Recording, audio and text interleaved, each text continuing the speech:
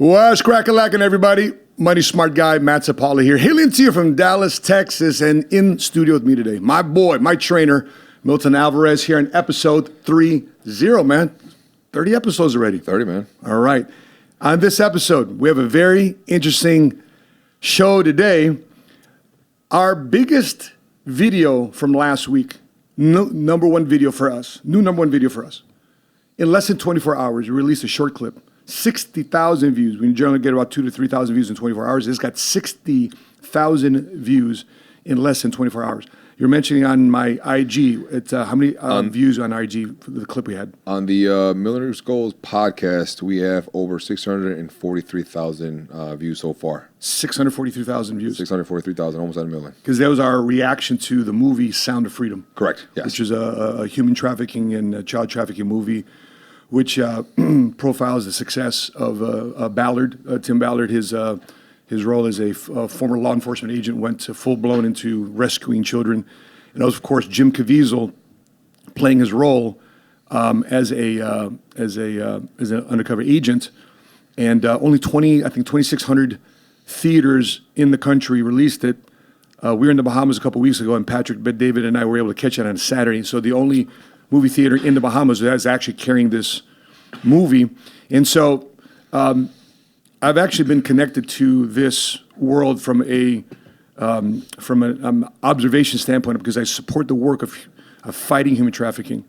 And this gentleman here that we're going to be bringing on, so you're going to be able to meet a actual person here that works undercover.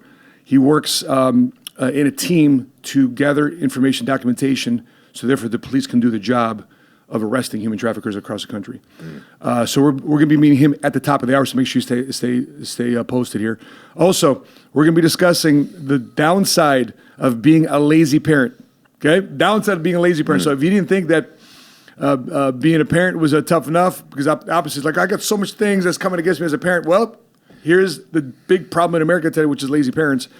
Also, speaking of lazy parents, if you are a person thinking about leaving an inheritance for your kids, we're going to share you some examples of actually celebrities that are not leaving an inheritance for the kids from a financial standpoint, and why money doesn't matter in relationships. We'll rebut that remark, as well as what a $200,000 salary actually looks like in today's day and age from a lawyer who's now a finance influencer, and what her world looked like before making money online, before becoming an entrepreneur online, and what it was like for her to be a Asian, to be a attorney, making $200,000 a year. So, also, last but not least, there's a lot of hate on billionaires. There's people out there, I think that I saw a yacht pulling into Ibiza, and people are just so pissed off at millionaires that go there with a bunch of spray paint can on the piers, and they're just putting graffiti all over this yacht. And so there's a lot of hate on billionaires right now. There's a lot of billionaire bashing. Let's unpack that. We'll review a clip here with Howard Schultz. So, all right. John here is from an organization called Slavery No More, based out of Southern California. And he's going to unpack real quick for the first 15 minutes of the show what the actual business is of human trafficking and child trafficking, and the things that we can do as parents, as concerned citizens, and also the aspect of a case study that he's actually working on right now, a live case study, an op that he's working on right now. So coming to the show, creating a tremendous light in this dark world is John. John, how you doing? Hey, how you doing, man? I appreciate you coming on, man. So let's jump into it. What's the case study you're working on right now in human trafficking? Well, to give you a realistic feel, I mean, we're working on sex trafficking cases, labor trafficking cases. They span the nation. We're working on national networks, regional networks, and in some cases, very small, localized instances of traffickers. And man, they span every people group: Asian, Hispanic, Black, Caucasian. And real notable fact is 80 to 90% of them, people are being trafficked by their own people group. Wow. It seems like people would be exploiting others, but they're exploiting their own. And that's just a real difficult, grievous thing to see happen because, a lot of those communities, they need a hand up, not somebody exploiting them, especially their kids. So we have a lot of cases that are minors. As recent as yesterday, another one came in, and those are just really, really heavy. But we're just driven by the plight of the one victim. Yep. In good instances, there's groups of them that we can locate and free, but there's no shortage of traffickers, and they're being very aggressive. Our cases span all 50 states, whether either a victim or a trafficker that we're after is in all 50 states. And we have a network nationally that just can't keep up with the demand. So it's a real challenge. Is there an area you wanted to drill down on? Yeah. For example, what's that situation? We'll leave out the city and state, because obviously you're in an app right now. But there's a situation there where the young teenage girl was being trafficked. Yeah. Oh, yeah. And can you take it from there? Yeah. So she was trafficked starting when she was 13 years old. She is now 17. She has been exploited for years, passed from pimp to pimp in some instances, and she was doing the work, offering sex services all day, every single day, at the threat of her mother and her little daughter meeting either the same fate if she didn't cooperate or being killed. And the very tragic extension, and hers isn't rare, unfortunately, is that when she finally reached the end of her rope and she couldn't do it any longer and she wanted relief from day in, day out, constant abuse, they said the only way to do that is go get us some other young girls. And she actually did it and participated in luring them in, pinning them down as they injected them with fentanyl, and listened from the next room as they gang raped her to desensitize her to the life ahead. And you could tell that it shredded her, but that's how bad she wanted relief. So I share that difficult story because so often we can dismiss the victim as, oh, maybe they made a decision to deserve it. Maybe they got used to it. Maybe they wanted it. That's not the case. Sure. So Unreal. Yeah, it's a very, very unreal situation, but boy, it's not rare. It's actually a pretty typical case. What? And so to just bring home the coercion, that threat, not too many months ago, her mother showed us a picture on her phone that was texted to her by the perpetrators who had taken a selfie of themselves at her front door. Wow. And sent it to the girl and told the girl to send it to her mom to say, hey, we're right here. As soon as we need to, pull the trigger, we know where you are. So, I think we can all say, boy, if that happened to me, wouldn't I do the same to protect my family? For sure. So that's indicative of a lot of cases, and it looks different in labor trafficking or sex trafficking in different milieus, but the coercion is still the same. So the crime is force, fraud, or coercion to make someone do something they wouldn't otherwise do. And it's amazing the extent that these traffickers get very clever at applying coercion to get people to do almost anything. Unlike drug dealing, right? In the drug trade, you're either you got a corner boy, or you got the drugs on you. Human trafficking is not the same. I mean, pimps don't have to be on the street looking over their prostitutes, right? They can be text messaging, because at the coercion you just mentioned, they don't have to be looking over because they know where your mom and dad live. They know where your younger siblings live, right? So they're threatening you with that. So how come more human traffickers don't get arrested? How come there isn't more focus in on this horrendous crime that a lot of people are struggling with? Yeah, it's a great question. At the end of the day, it's largely because it's a hidden crime. So we don't see it. If we saw it right outside our front door and recognized it, we would probably ask for political change. But as it is, law enforcement is grossly understaffed and under-resourced to pursue a crime that actually takes proactive investigation to look underneath what you're seeing and go in search of. Literally 1% of victims self-report. So at the end of the day, 99% of the victims, their only hope is somebody actually comes looking for them and knows where to look and looks past the fact that in most cases, they're just hidden in plain sight. You know, if a law enforcement officer makes a traffic stop and there's a gentleman inside or a female with a number of other girls, they might not think twice. They must all be friends. They don't ask questions, write them this ticket for speeding, and off they go. But if they know what to look for indicators of trafficking, and they know to maybe separate the girls from the driver and ask them some questions, are you okay? And know the indicators, that I would suggest everybody, there's so many great resources online to go study. What are those indicators of trafficking? Because the public can be a great source of tips for law enforcement. But if you don't know what to look for, it's hidden.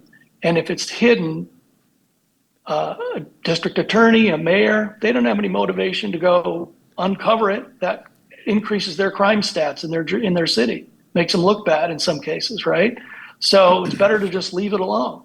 And it also takes a lot of resources to go investigate. So it's easy for them to look away. You're a money smart guy. You guys are all about numbers. So I'll download some numbers on you to blow your mind. In 2019, which is one of the last reliable years before COVID started to change the landscape on some crime stats, and before the most recent evolution of the agencies not reporting their crime stats to the FBI because they don't want to participate in racial profiling of criminals. So go back to 2019, 1,883 arrests for sex trafficking. 87 were cleared out, so that's 1,008 prosecutions. Well, whether you're looking at the U.S. Department of Health study or the University of Pennsylvania study that say on average about 280 plus thousand minors are going to be victims of sex trafficking each year, that's a 0.3 prosecution rate for sex trafficking. But here's the kicker. No crime is calculated in the same manner. In other words, that's if you were prosecuted, if you were trafficked for a year, you're one.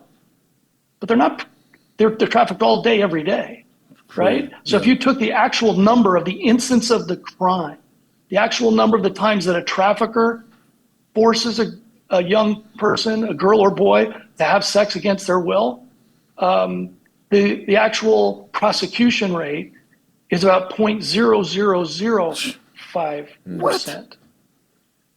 That's 5/10,000th of a percent that a trafficker, upon every instance of choosing to traffic a girl or a boy again, each time they make that decision, it's a new criminal event. Yep. If you're calculated like any other crime, the chance in that instance that they'll get arrested and prosecuted is 5/10,000th of a percent, given the numbers from, pick your reliable source that I use. So the calculus for the trafficker then is, I'm not going to pay for this crime. It's incredibly lucrative. I can make just as much as I can by selling drugs and not get busted for it, because nobody even knows I have it. If I have drugs on me, I'll get busted. Dog will sniff it out. They'll have some means of detecting it. If I've got a person with me, nobody knows that we don't have a good relationship, and the coercion keeps the victim in check. So very low risk, very high return. And that's why it's the second largest organized crime in the world and the fastest growing. Unreal. Milton, you got a question? Yeah. So, John, I have a question for you. We think of traffickers. We look back into the 70s and 80s and we think of pimps. Mm-hmm. Pimps driving around in those old caddies and Sure. suited and booted and canes and all that. That's what many people think about. But nowadays, it could be anyone. It could be anyone involved in a criminal network, like in the cartels or in the mafias. It could be even family members or guardians who are involved in this, friends and peers. These online predators who lure young teenager boys and girls, to lay with them, to go away with them for a while.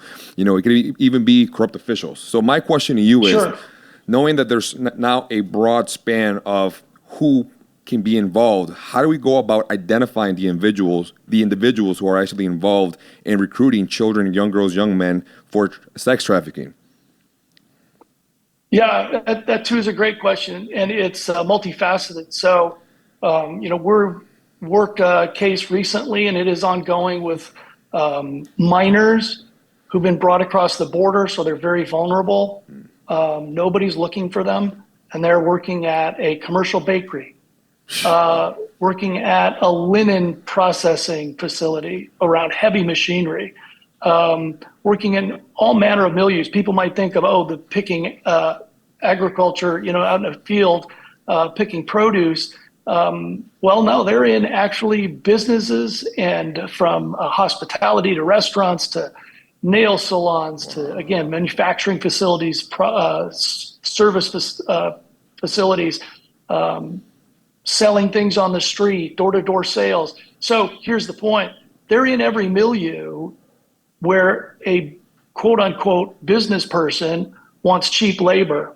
And oftentimes they'll get that from a labor contractor so that they're a step removed from actually recruiting them, and they're managed by the labor contractor. And so they're everywhere. And so how do you find a victim everywhere? You have to know what a victim looks like. And so that is back to the indicators that I was discussing earlier, and that's pretty in-depth training of everything from wounds, signs that somebody might have been restrained, signs that a person isn't carrying any possessions, a person looks like they're utterly deferential or controlled by somebody that they're with who speaks for them all the time. People who look malnourished or under-rested or abused in some way, people in a group setting who look nervous, people who don't have the normal possessions. If you see let's say a teenage girl without a cell phone, how often do you see that? Sure. Yeah. Well, never. That jumps out at you, right? All. Yep. And so there's just so many, and I think the biggest, the clearest way is something doesn't look right. And I think that's when they say, if you see something, say something. That's true in the human trafficking world is, if something just doesn't look right, stop and take note of how that person is interacting with the people around them. And you might be surprised at the indicators that will really stack up fast that person might not be in control of their own actions. We're going to be doing another one of these. I'd like to extend this conversation. There's a lot of parents listen to our podcast. A lot of concerned citizens that may have their own kids, but they have nieces and nephews, etc. We're going to have you back on Monday or Tuesday, and then we're going to have a whole hour-long conversation about this too as well, along with you and one of my other buddies who's a Navy SEAL who does ops in Arizona. But one last thing before I let you go, John, let me ask you a question about what can we do as concerned citizens? What can we do policymaker-wise? Whose phone do we need to be calling? Who do we need to be petitioning? Where do we make the noise? Yeah, great question. And so, it's a unpopular response to say that the biggest need is resources, because it takes resources to go out and initiate the investigations that are going to lead to traffickers getting arrested, sending a deterrent message in a community, and it's going to lead to the rescue of the victim. So primarily pick your anti-trafficking organization and support them with the resources they need to go out in the community and do the work, because law enforcement is grossly understaffed to do it. But that is then that next thing we need to solve. Call your mayor, your state representative, your national representatives. Every great social movement in history has happened because public intolerance rises to a level where people say no more. Yep. And there's a point where politicians will respond and allocate more resources to investigations, and they will pass laws with tougher sentencing. That's another one. There's sentencing guidelines now that are being loosened around the country, and people set free. All that does is embolden traffickers. Yep. So last week, Biden's sentencing pardon, go ahead. Yeah, last week, Biden's Department of Justice, they removed human trafficking as an area of concern. Removed it from the list of areas of concern, to your point. Yeah, tragically, we could talk for hours about the number of instances around the country where that's happening. So everybody be active in your community, talk to your representatives, and everybody's part of groups. Yeah. Mount up your parent teachers association, mount up your church, mount up whatever group you're a part of, and have them all in numbers. Crash your, not debilitate, but call with fervor.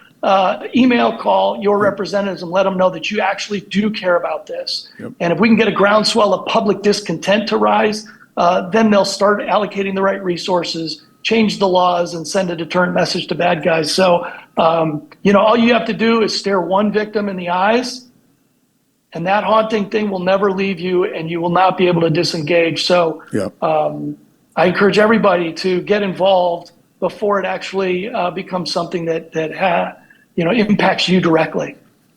Much better to get on the train early, and we've got to turn back the tide because we're going backwards right now, and we need everybody on deck. 100%. 100%. So, John, appreciate you for dropping it real quick, and then we'll make sure we set up that date for next week, and we'll unpack this much more because I want to get into more specifics on why. I want to talk about the money aspect of this for next week too as well. So, John, appreciate you for jumping on here on the Millionaire Goals podcast. Sounds great. Okay. Yeah, pleasure. Salute. Appreciate it a lot. Continued success. Yeah, and by the way, guys. Take care. we will have a link for everybody that's watching this podcast in the description, the video description, to contribute to the Slavery No More organization. We'll put the link in the comment section below if you would like to support and contribute resources for John and his Slavery No More operation. So salute to him. What's your thoughts on this, bro? I want to get involved, man. Yep. So we'll definitely be in touch, man. We'll definitely be in touch. For sure. Yeah. Appreciate it a lot. Thanks, guys. Good to be with you. You too. All right, John. See you.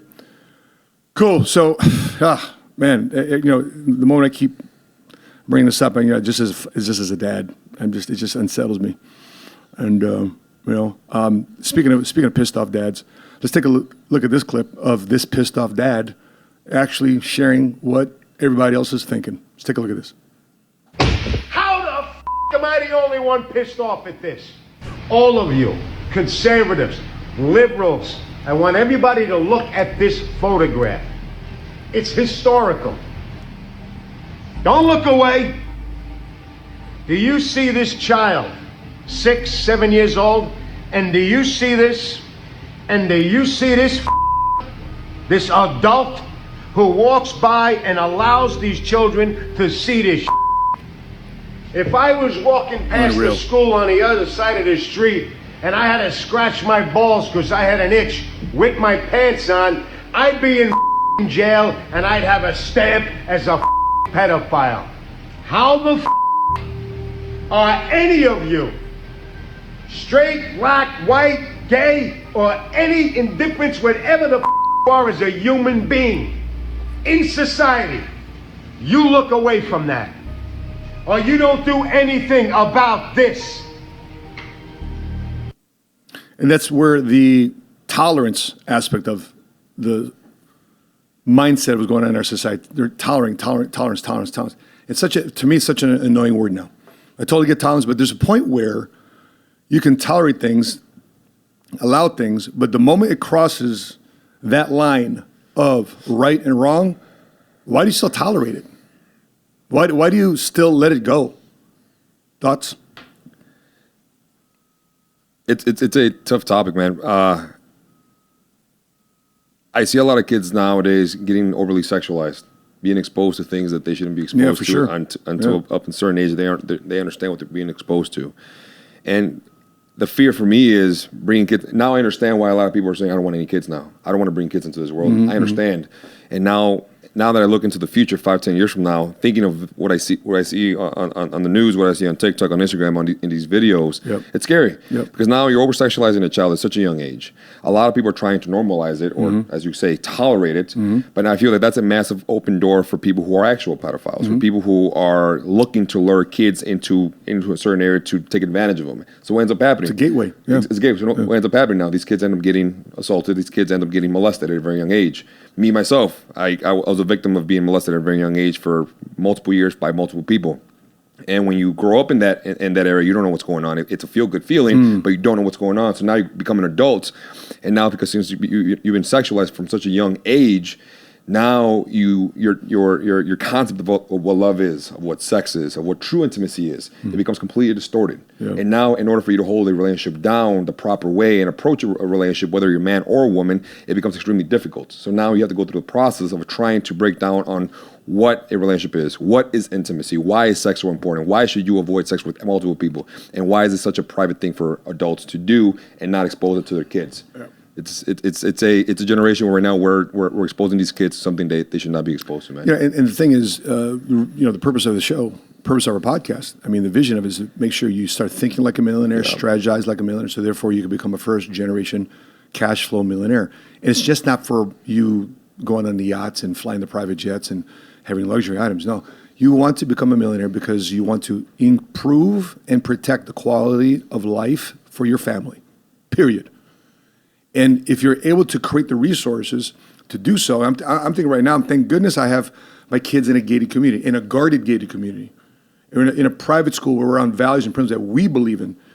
You know, I was at the club yesterday, at the Cowboys Club yesterday. I ran into Ryan Stewman, a former guest of the Seven Figure Squad YouTube channel and the Millionaire Girls podcast, and we're having conversation about, you know, if he's got 4 kids, why are you sending kids to private school? Why don't you homeschool them? Why don't you hire a teacher at 60, 80 grand a year? Because since you're paying $100,000 a year to put your kids in private school, why don't you hire a teacher that you create a schoolhouse at your house? And your home becomes the school, and you've got homeschool programs where the kids can be socialized with the other kids, but you're also aware of who your kids are being socialized around. So therefore, they have a clear understanding of the difference of right and wrong, what to tolerate and what not to tolerate. And that's why we want you to make more money. It's not because you want to buy the Lambo. It's not because you want to live in a multi-million-dollar home. It's because for the safety, protection, provision, and resources of the people you love and care about, because your last name is being attacked. And if you want to continue to get bullied by the system, bullied by society, well, be lazy. And speaking of being lazy, here's the biggest problem in America today. Lazy parents. So, yeah, mom and dad, I'm calling you out. I'm calling myself out. I want to make sure that you hold me accountable, so therefore I'm not lazy in the raising of my children, because I'm lazy in raising my children, and my kids are around you, because this is our society. I want to make sure, and Milton, to your point, why should you bring a kid into this world? That's why you need to have more babies. To bring children that brings the light in this dark world. Raised around the right values and principles that you believe in, to shed light on areas of right and wrong, and to the point where, hey, you have to say, okay, I've tolerated enough. Enough is enough. And so let's take a look at this clip about what happens when you have a society that accepts lazy parents. Let's take a look at this clip. Mom, I don't work. I don't work, Mom. She says, I ain't gonna work. What do you do for a living? I don't work. So what do you do during the day? Nothing. Tough. You don't want to work? No. What? So you're just living off of his child support? I am. And we live with our mother. And you're proud of that? Well, we were living with him, and I was a stay-at-home mom. He made the income. But you can work now, right? I can, but... No, but you can go get a job, right? I could, but I'm not going to. My rent's free, my food is free. My mom's the homeowner. We don't have to pay nothing. Who covers health insurance? I do. What I'm going to do is give you credit, actually. Bring your child support down. And Down? monthly, yes, slightly. It's still expensive. $1,093 a month. That's it? Well, it would be more if you get a job. He would pay more if I got a job? No, it would be more for the child if you got a job. It's called child support, not mom support.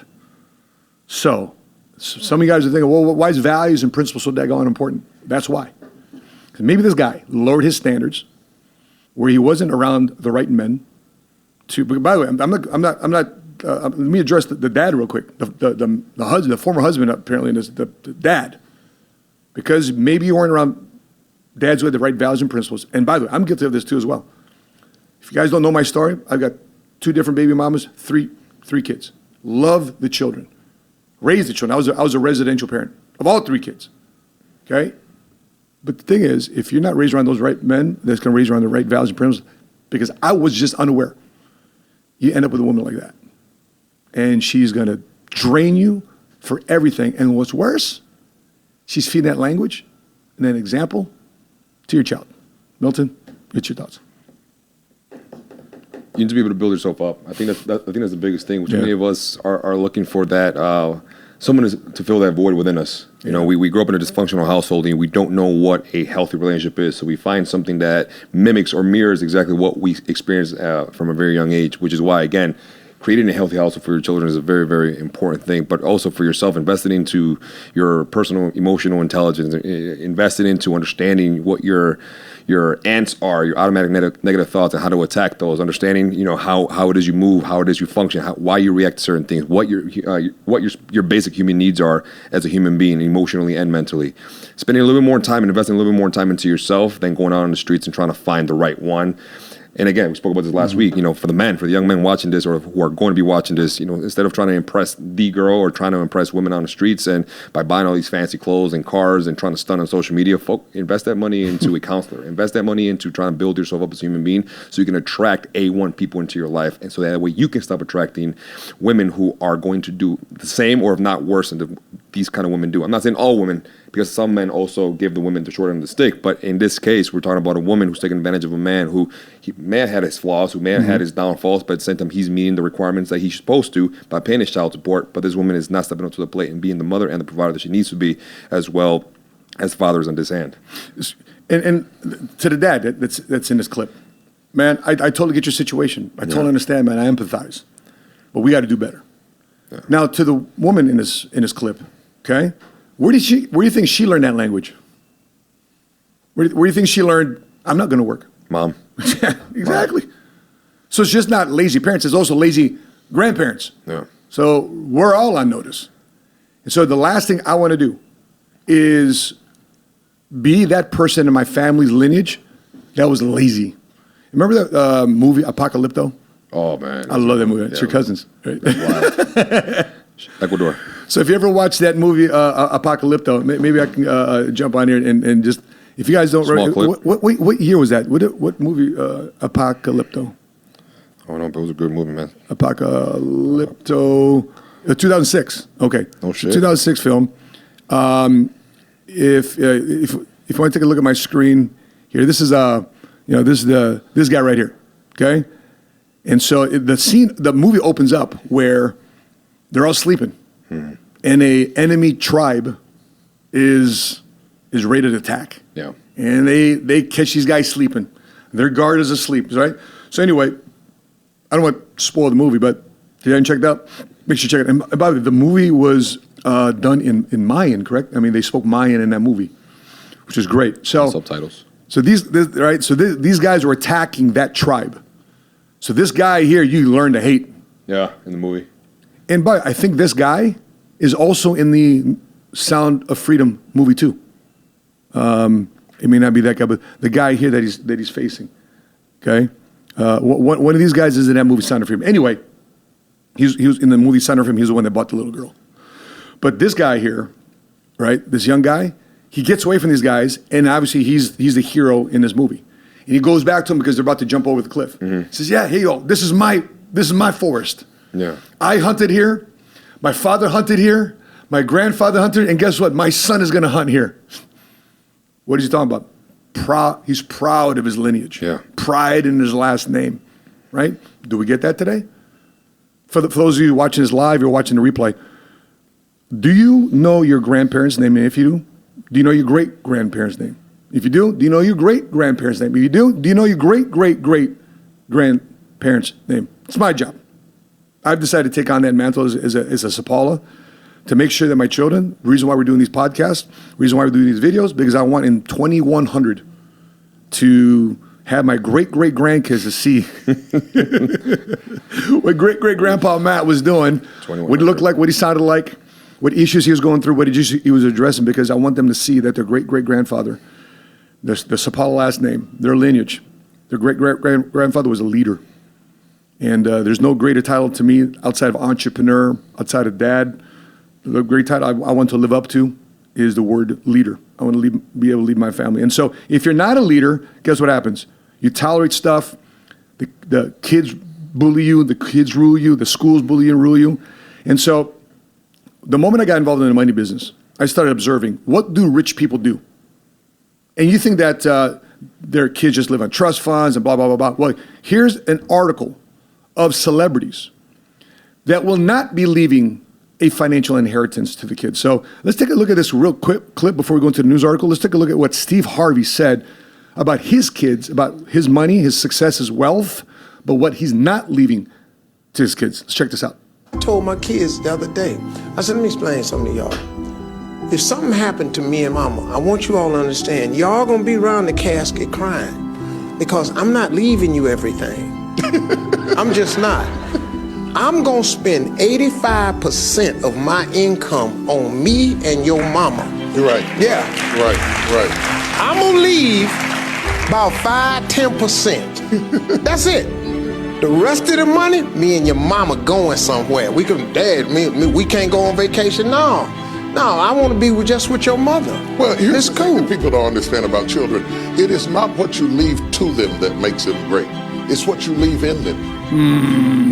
And if you leave enough in them, you don't have to worry about what you leave to them. If you leave more to them than you leave in them, they will run through everything you left to them. Yeah. But if you leave enough in them, you don't have to leave so much to them because they can go out there and make their own way in life. Come on, that's Cool. it. I'm glad you said that. Because now they ain't getting nothing.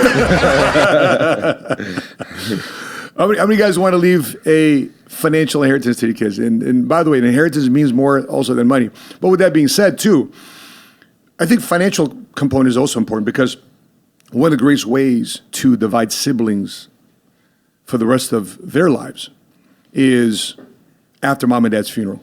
We've seen this time and time again, where you go to a funeral and the siblings are upset because if mom and dad didn't have life insurance, who's paying for the funeral? The siblings, right? And the siblings are fighting. Hey, you need to contribute. You need a couple $1,000. And next thing you know, bro, you never contributed to mom and dad's funeral. Yeah, you freaking bum. And next thing you know, they never talk to each other for the rest of their lives. The kids stay away from their kids, and sadly, that's when the breakdown in family unit and the nucleus is falling further and further apart.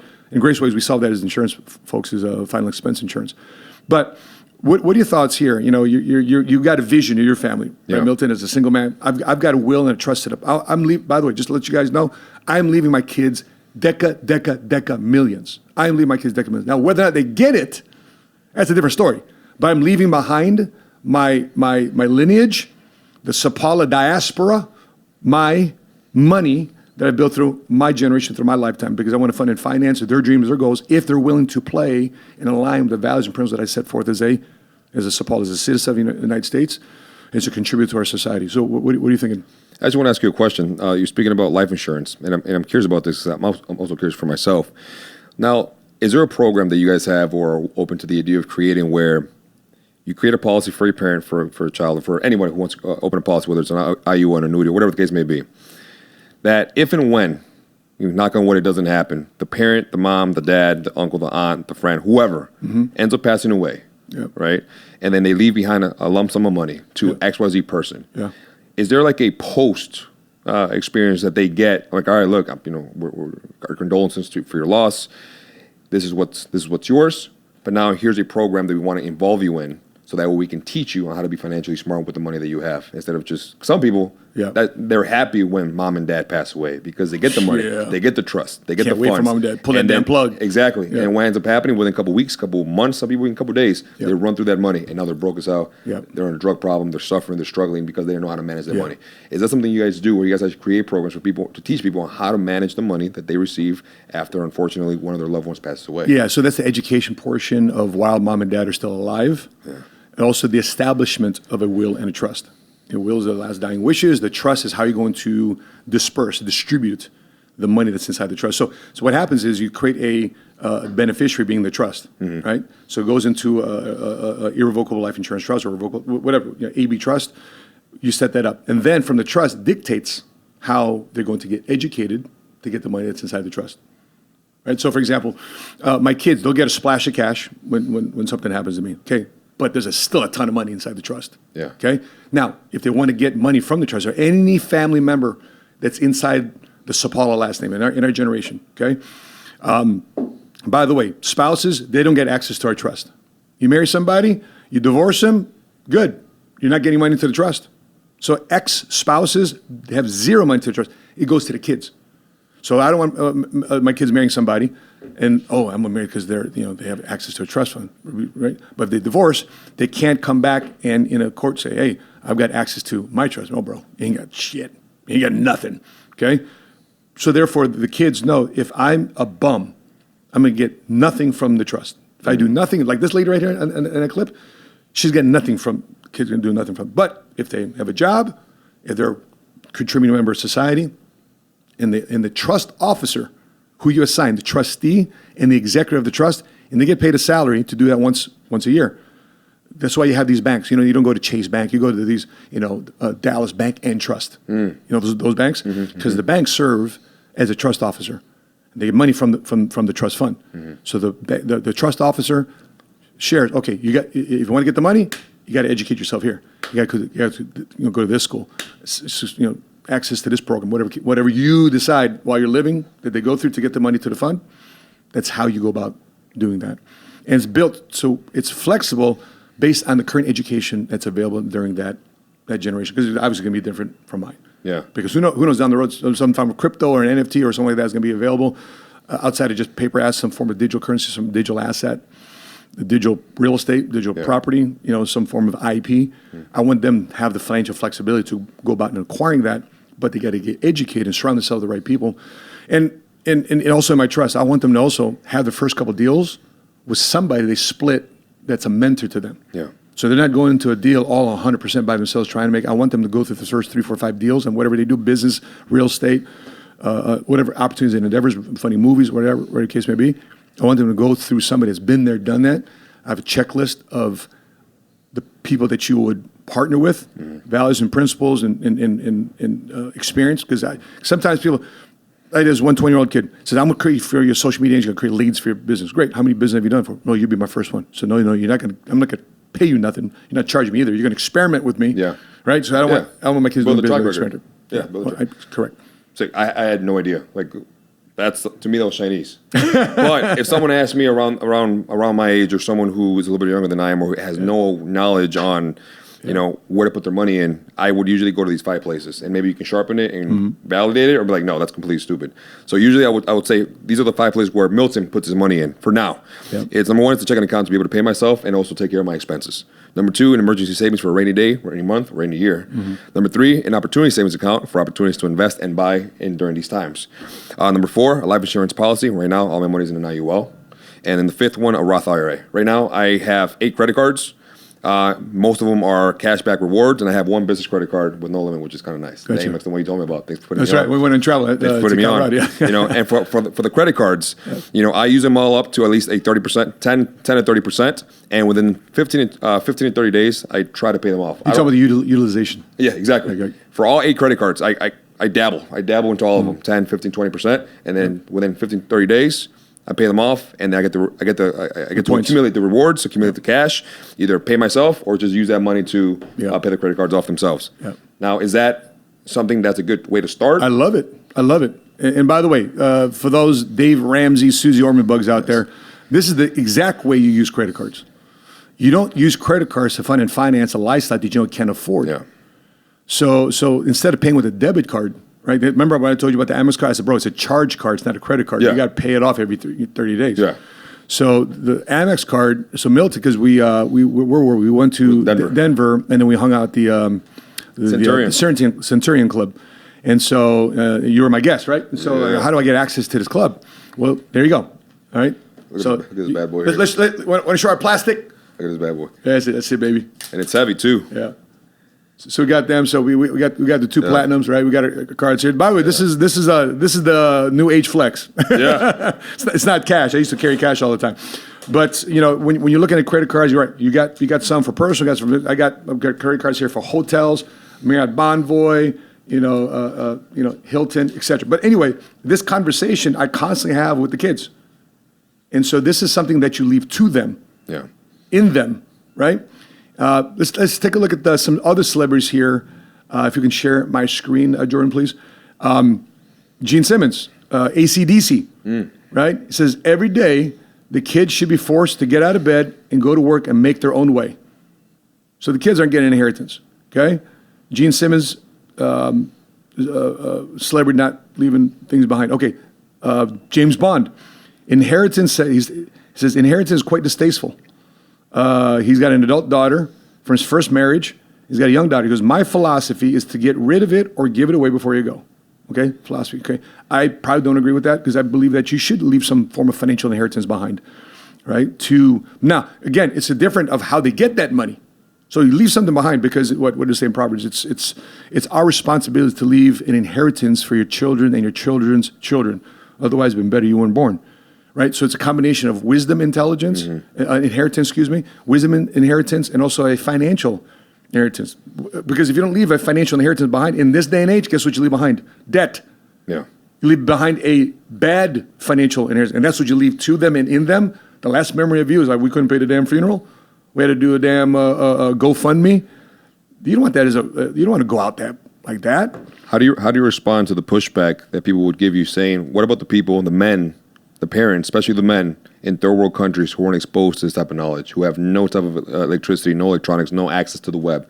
Third world countries, still living in huts, still living in the rainforest, still living in tribes. What, apocalypse era? In Ecuador, we still have people who are indigenous people who still live in the rainforest, who are completely blocked off from our society, so that way they don't get sick and die. Yeah. So the government completely protects them, so that way we can't encounter them, so that way they don't catch our bacteria and everything that we breathe, because that can actually kill them. Yeah. So how do you get pushback on that? I mean, if you got tribal guys, man, I mean, they're going to stay in the tribe. Yeah.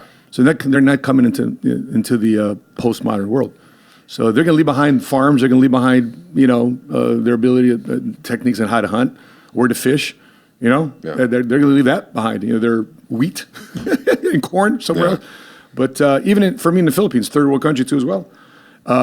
We have it really good here in America because you think life insurance is widely available into other parts of the world. It's really not as lucrative in other parts of the country as it is in America. America's got some of the finest, craziest, most lucrative life insurance companies that pay out right now, life insurance companies, if you look at a quote, if you call our office and talk to one of our agents, for like $15, $20, you get like $100,000. Really? For $15, $20? $100,000 is if you're in your, by the way, the younger you are, the more you get. And the younger you are and you're healthy, that you lock in your health. So therefore, if you have people that are, one of our guys, a graphic designer, Dustin Frampton, at 38 years old, he had a stroke.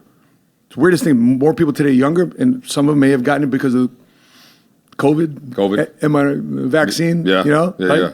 What happens is that football player died on the field. Yeah. He didn't have the right medical attention like other people do. So if you had life insurance, pays out. It's sick how much these insurance companies are willing to take from you and give you a whopping amount of death benefit, tax-free according to Section 101A of the IRS code. So leave your children an inheritance. It's not the presents that you give them, but the presence being with you, what you teach them, what you leave in them, but at the same time too as well, you got to leave them some form of financial opportunity. Because you want your, I told my son this yesterday. Son, I want you to be better than me. Right? I told my girls, I want you to be better than me. My job is to make sure you are better than me. I want nothing from you than to have you better than me. And in the meantime, if you're willing to receive that, and you're willing to accept that, well, God, I can coach you now. Yeah. But I can't push out my kids. I mean, if my kids, Bobby, I don't want to do nothing. It's hard if they're adult kids because that's their choice now, right? But hey, I want you to be better than me. I do. Well, how come you want to be better than me? I want you to be better than me. Oh, Dad, it's my response because I've always told my kids, every generation has this great decision to make to improve that family bloodline. What's yours? My parents coming here to the Philippines, coming here from the Philippines to America. Yeah. Drastically improved it for my sister and I. Same. Okay? You too as well, right? 100%. I mean, you are your ancestors. You're apocalyptos, your cousins here. You are your ancestors' freaking wildest dreams come true. Yeah. You're on a podcast. And then I hope in the next 4, 5, 6 generations, it's a completely different person. Exactly. Different generation. Yeah. Yeah, 100%, exactly. man. Cool. You have some topics here in the fitness aspects you want to cover? Yeah. I know I sent you the link. We can pull it up. But we're talking about energy. We're talking about money. We're talking about longevity. We're talking about sustainable energy that we need in this world, especially talking to all the young men, older men, middle-aged men, even men in their late ages. Right now, we're going through a famine, and it's the testosterone famine. The Gen Zs and millennials are being affected by lower testosterone compared to the 70s and 80s. What was once considered high levels of testosterone are now in a wreck. So back then, what was considered low is now considered high. And now what's considered high, back then was considered low. The numbers are completely catastrophic, and that's going to affect the way men function, the way men think, the way men act, the way men feel, and also how long men live. Jordan? Yep. Gen Z? Yeah. Do Gen Zers and millennials need more testosterone? And the answer is 100% yes. So one thing, let me talk to you, man. So I'll speak on my behalf from my age group, and then also on your behalf. I know when you came out of the military, you came out with a lot of injuries. You came out with, some mental when it comes to PTSD, physiological injuries, and also hormonal issues because of your experience, lack of sleep, high cortisol levels consistently, poor diet. Again, Which I had no clue because you're creating what I was going through. Like I don't know, a lot of guys leave the military like, okay, that was just our life in the military. So when you came out of the military, and maybe a year or two before you and I started working out, and you barely started getting into the gym, and you were having pain in your lower back, everywhere. your knees, your ankles, overall everything, right? Trigger fingers, wrist, elbows, everything. Yeah. Before you went to the transition of improving your hormones, would you agree that, or would you? What would you say were some of the symptoms or some of the things that you felt as a man when it came down to Weak. I was weak. I'm just weak. physiological weakness, Weak. mental fog, Lack of confidence. low sex drive, Like I no knew what I energy, wanted to do, but I'm like, passive. You were Yeah, very passive when it comes to those things, and that is impacted by testosterone levels. Men No and kidding. women, Wow. men and women are in need of testosterone, especially the men. Especially during this day and age, you keep speaking about tolerance, and tolerance is one of the things that a lot of these men have because they don't have that oomph, they don't have that leadership position in their mindsets. You can't step into a role of leadership if you personally don't believe that you're a leader. so there's a chemical behind this. There's a hormone behind and it. if you do not Wow. have that substance inside of you to get you out of bed, get you driven to do more out of life, give you that physiological energy, give you that psychological energy, the mental clarity, because testosterone plays a massive role in mental clarity, taking away that brain fog, increasing your strength, increasing your sustainability when it comes down to long days, long hours of trying to push your team forward, trying to raise a family, trying to be a good husband, good father, and also a business owner. Now, when you do have high testosterone levels, you're going to, and again, and I stated again, you're going to feel driven. Your mental clarity is going to be through the roof. You might sleep 2, 3 hours, 4 hours a night, like my buddy Matt here does, but for some reason, you still have sustainable energy throughout the day, especially if your testosterone levels are at their peak. Obviously, if you're sleeping minimal amount of hours, your testosterone levels will be affected. But also, that's why you see a lot of these men now in their late 20s starting to jump on the bandwagon of TRT, testosterone replacement therapy, which I don't suggest for everybody because I don't think that's the only remedy, but it definitely is a route that you can take if this is going to be a chronic issue for you. Can we take a look at my screen real quick? Because I just Googled what boys look like in the 1960s. How old were they? That's high school. It's high school. Yep. This is how high school boys looked like in the 1960s. I can't say that boys. If we go down to local high school today, I don't know if they look like this in gym class. They'll have girl bods. Yeah. These guys they're jacked, man. And then during the time while I was playing football, I played with KP, Kyle Prater. Like I think he did some work for you when it comes down to the recording. Oh, Kyle Prater, no kidding. Yeah. He's Mr. 6'6", 230 in high school. Went to the Saints. Number one wide receiver in high school. Yes, sir. I play alongside him, and all of our guys, man, jockey, stocky, sophomore year, junior year, they're already benching 315. Yeah. You go back 10 years later, all these high school kids, boy high school football team look like middle schoolers. Can you look at my screen? This is Kyle. Yeah, you talking about Kyle right here? This is Kyle Prater. Yep. There's the Panthers football jersey at the bottom in the red. That's it. He's in high school. That's one of our practices. That's Kyle. Wow, if you're old. Good guy, man. Yeah. So, what up, Kyle? If you're watching this. So 3 possible solutions to this for the men, women watching, young adults, middle-aged guys, or people in their older age. 3 possible solutions, and I'm gonna go through all of them with a small snippet. Exercise. Why is exercise important? And I'm gonna read this off my screen so I can give you the full-on detail without cutting any corners. Exercise causes muscle stimulation. When you engage in resistance training or strength exercises like weightlifting, your muscles experience stress and micro tears. To repair and rebuild these muscles, your body releases testosterone, the hormone that we as men need, which plays a crucial role in muscle growth and recovery. Number 2 is rest and recovery, which is a lot of entrepreneurs, business people who are watching, including my buddy here, Matt, they don't do because they're trying to run a $1 million business, multi-million-dollar business, and sleep and recovery is not in their vocabulary. But adequate rest and recovery after exercise are essential for testosterone production. During sleep and recovery periods, the body's hormonal balance is optimized and testosterone levels can increase. So the better you sleep, the more you rest. Because there's a difference between sleeping for 7 to 8 hours and actually resting for 6 hours. And that will be determined based off of your evening routine and your morning routine. Get in contact with me directly and I'll show you how to have a high-performing evening routine and morning routine so that we can optimize your hormone levels as time goes on. And number 3 is food.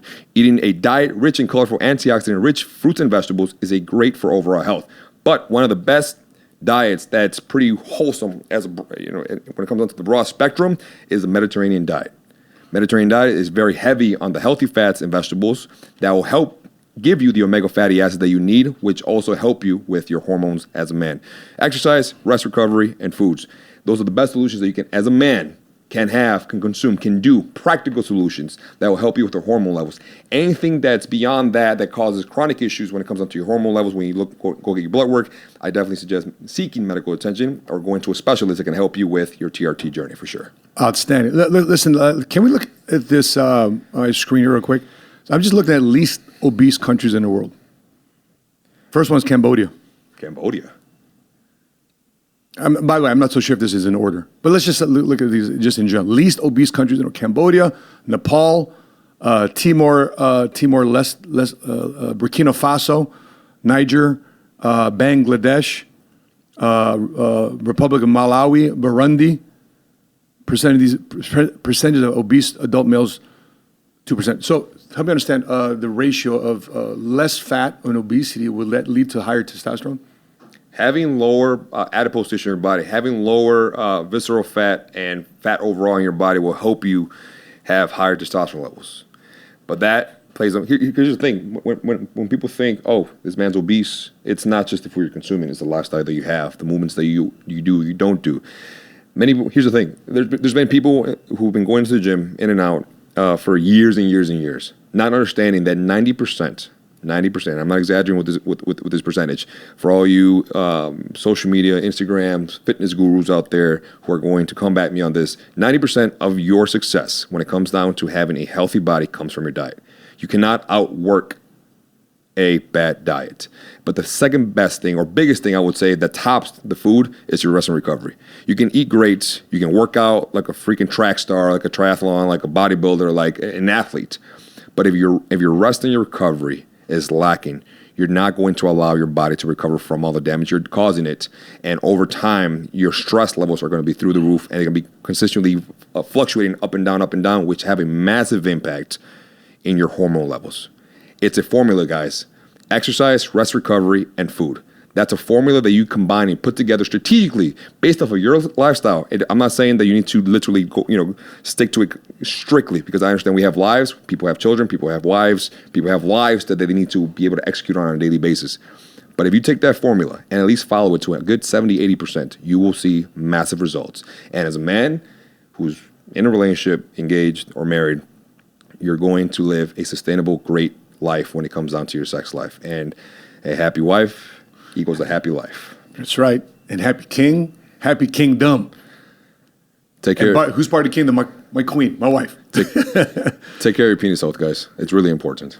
That's right. We got a lot of markets and opportunities to penetrate. No pun intended. Moving right along. No pun intended. Speaking of making more money and more markets to penetrate, people are thinking about ideas. And this is a new side hustle that was created to help men get some mental clarity. So let's take a look at this clip. New side hustle. Okay, for $500, we arrest you in front of your wife or your girlfriend. We come in hot. Police cars, siren lights, uniform, handcuffs, radio going, read Miranda. We'll even tase you for an extra $25, but there's a different waiver for that. We leave under very confusing circumstances, so it's hard for them to track you down. We take you to a campsite that's paid for, tent, beer, bait, fishing license, Nice. fishing equipment. And on Monday, around noon, we release you at the Waffle House to say it was a big misunderstanding. And is that just to get away from your wife? That's sick. Oh, man. Listen, I was just laughing at it. I thought it was pretty funny just to see that. But, hey, man, what do women say? I need some me time. Yeah. What's that? Men do too, man. We need our time to go out there and just be men. And that's the thing, too, as a man. Are you taking enough time for yourself? Of all the stuff you're going through, are you taking enough time for yourself? And here's a quick clip also of when you are in tough moments, where you don't feel so good about yourself, right, Milton? Yeah. When you're not maybe on the right testosterone level and you're self-defeating, what'd you call them earlier? ANT? Alternative negative thoughts? What do you call it? Your ants. Automatic negative thoughts. Right. When those start taking over, your demons start getting the better of you, who are you calling? Let's take a look at the clip. Who do most men call when their back is against the wall? Let's take a look at this. Who do you call when you are at your lowest? Who is that one person? Nobody. I'm a man. No one cares.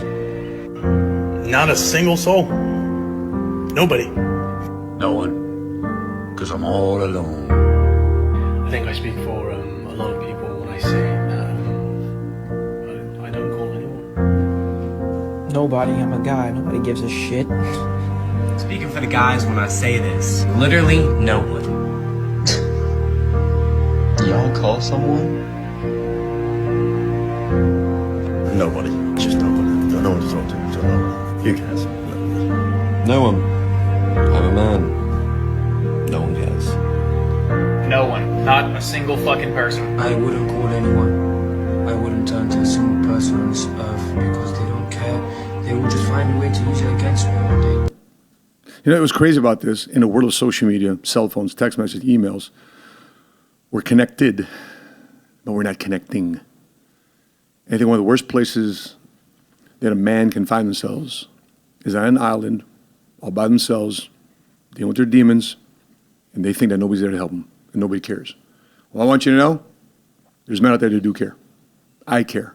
That's why we do this podcast. That's why Milton is here and the friendship that we built over the last few years. Proverbs chapter 13, verse 20 says, whoever keeps company with the wise becomes wise, but the companion of fools, or yourself being a fool, will suffer harm.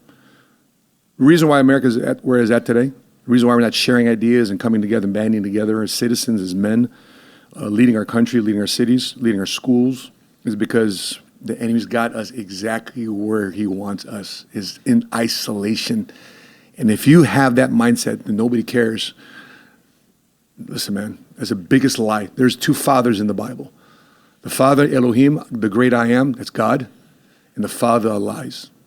And the father of lies keeps you addicted to porn, keeps you in isolation, keeps you thinking you're not good enough as a man, that you don't deserve the best that life has to offer.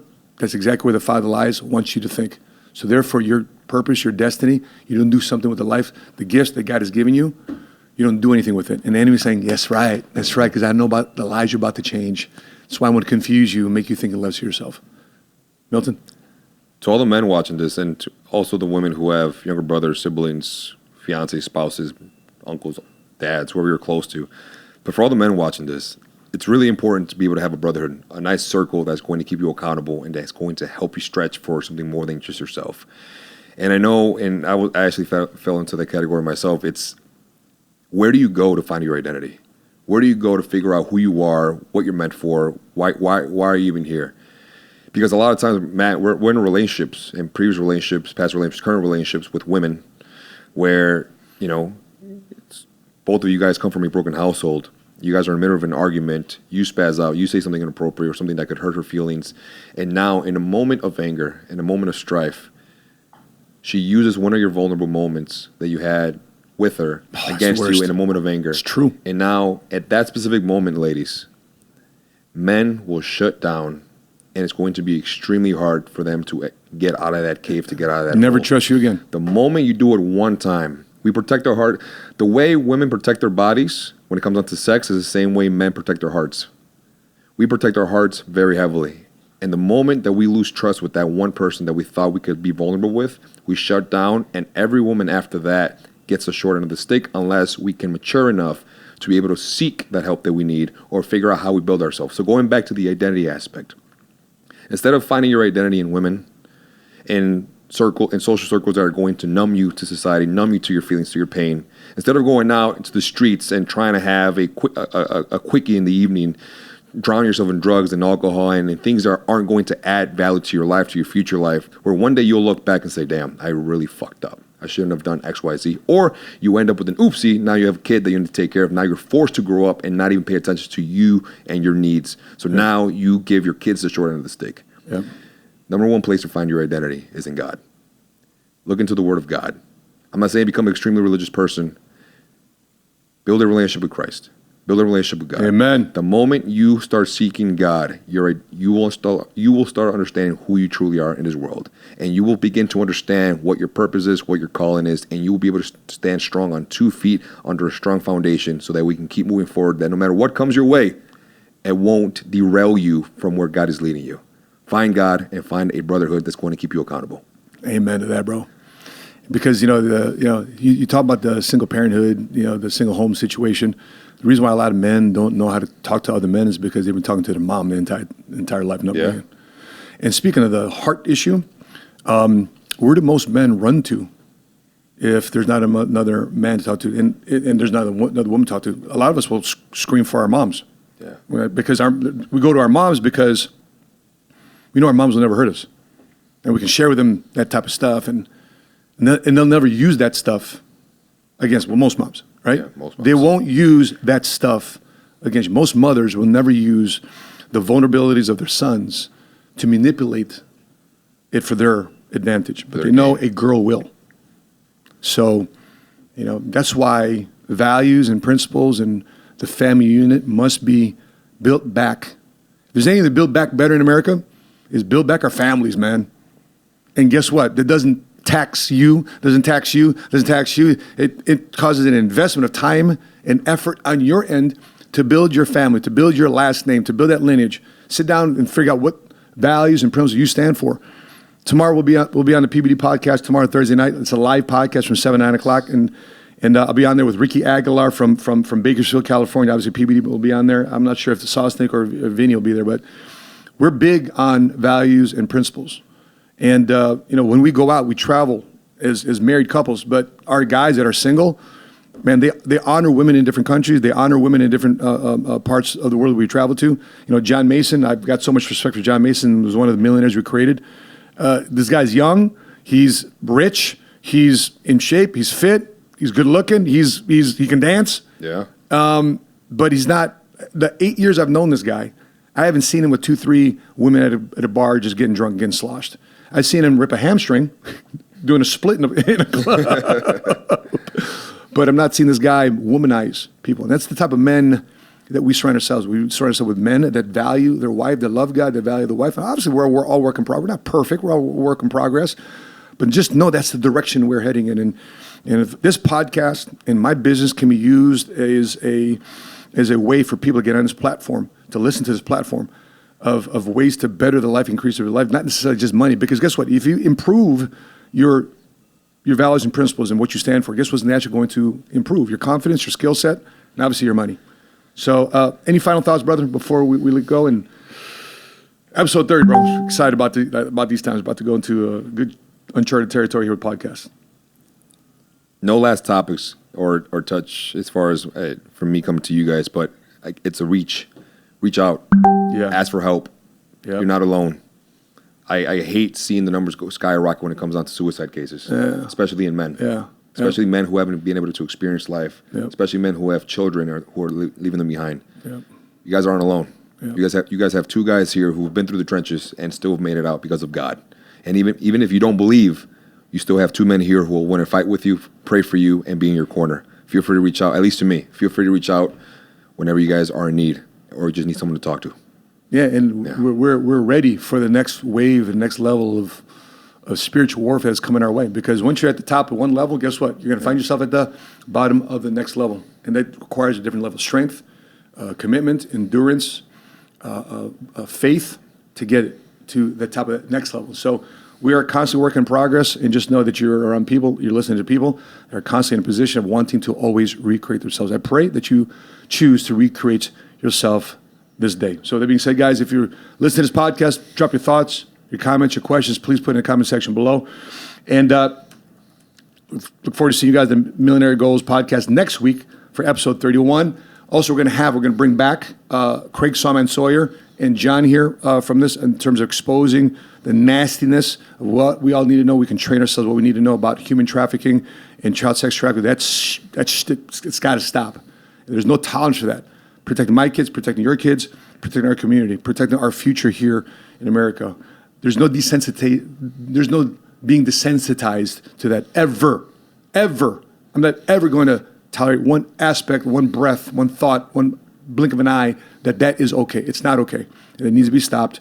And I'm not going to tolerate that. And we're going to do our best to make you all aware of what to look for. So therefore you could be an asset in this fight on the war on human trafficking. So that being said, to me again next week, continue to live smart, continue to love smart, and be mighty smart today. See you next week. Bye-bye.